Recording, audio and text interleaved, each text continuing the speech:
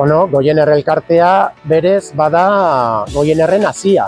Eta nahi dut, Goiener sortu zen voluntarioei esker, orain dela 10 urte baino gehiagoko pertsonak elkartu zirenean, eta horri esker gaur egun gauden lekuan.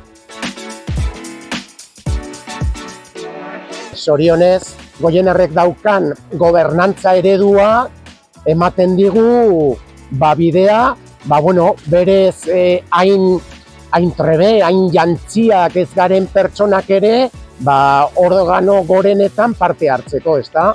Eta ni olako lagun talde batean parte hartzea eta erabakietan parte hartzea niretzat izan da ikaragarria. Bete egin nau arlo askotatik.